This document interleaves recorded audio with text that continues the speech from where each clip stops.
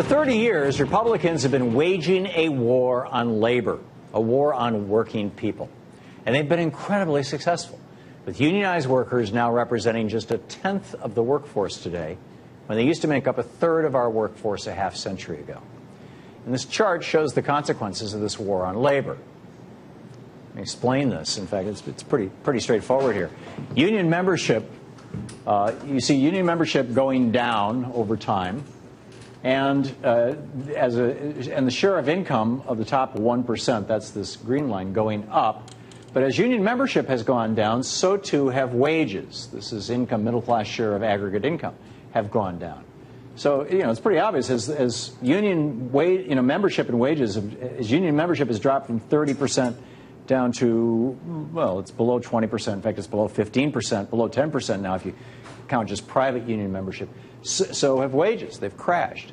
So what has filled the gap? Because productivity, which is not on this graph, productivity has continued going up.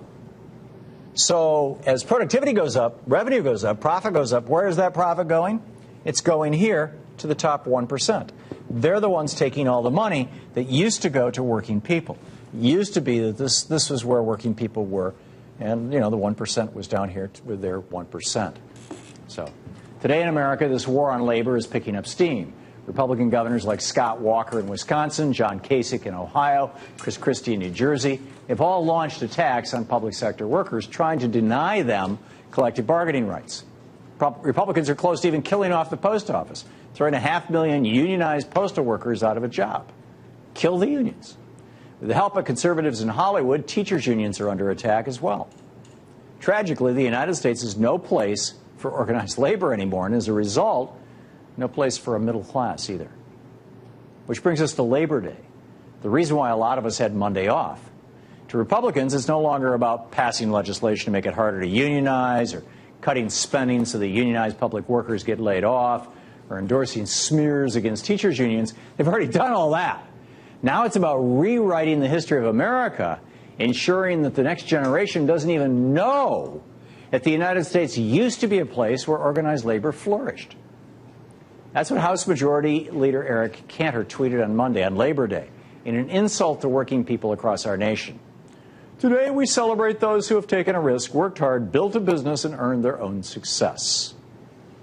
In other words, according to Cantor, Labor Day isn't for workers, it's for business owners, CEOs, and executives.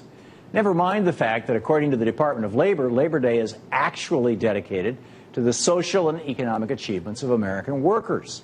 It constitutes a yearly national tribute to the contributions workers have made to the strength, prosperity, and well-being of our country.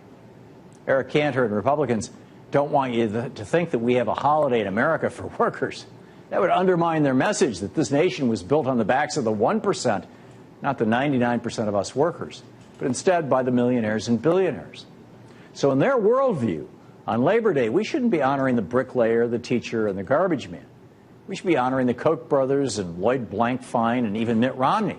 Because after all, what these guys need on top of their fortunes is obviously a national holiday as well. The bigger picture here is this. The Republican war on labor isn't just an attack on working Americans. It's an attack on the American dream itself. Is the American dream to become a billionaire? To make as much money as you possibly can and screw everyone else? Is Gordon Gekko's greed is good the new mantra of the American dream? Republicans think so. They've thought so since the Reagan administration, which is why they want to redefine Labor Day as a day for the billionaires, those guys who want to suck as much profit out of their workers as they can. But that was not how most Americans viewed the American dream. Most Americans see it as a dream to just live a comfortable life, to make enough money at your job to have a home, food on the table, a car, health care, good education, a vacation every now and then, a decent retirement, and maybe some money to pass along to your kids. And what made that possible? Organized labor. Organized labor gave American workers a good paycheck and benefits. Organized labor made a middle class not only possible, it made a middle class thrive.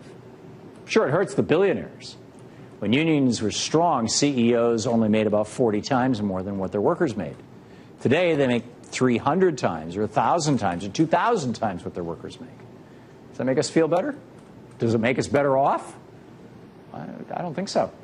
Organized labor didn't promise everyone would be super rich like Mitt Romney. It promised everyone that if you just worked hard, kept your nose clean, you'd enjoy a comfortable American life.